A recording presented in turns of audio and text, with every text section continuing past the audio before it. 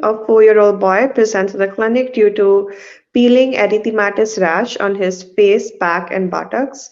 According to the mother, his skin was extremely tender 2 days ago and quickly progressed to desquamation. She also says that for the past few weeks he was irritable, cried more than usual during diaper changes. He's up to date on vaccinations and has been meeting his developmental milestones. There's no significant family history. His temperature is 101, pulse is 70. The epidermis separates from the dermis by gentle lateral stroking of the skin.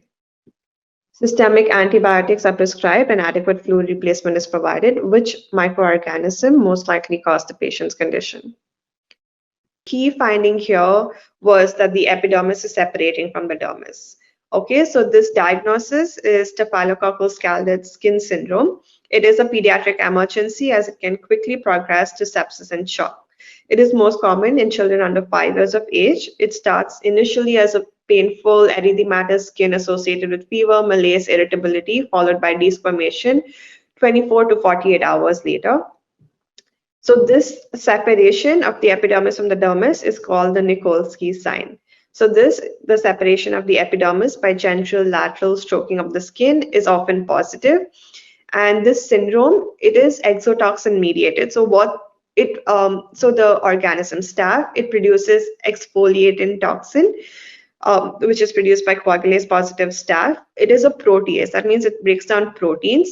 So the protein it works on is the desmoglein protein, which is found in the desmosomes, which is what is holding the cells together. So when it cleaves this protein, this causes separation of the epidermis from the dermis. Okay, it causes the desquamation of the stratum granulosum, and systemic anti-staph antibiotics are the first line recommended treatment along with IV fluids and emollients depending on the case.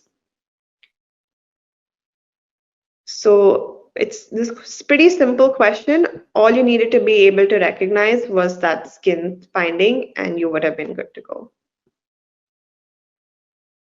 Okay, so you need to know that it acts on the desmoglein protein. That is another high yield point. It is the exfoliating toxin, which is an exotoxin produced by coagulase positive Staph aureus.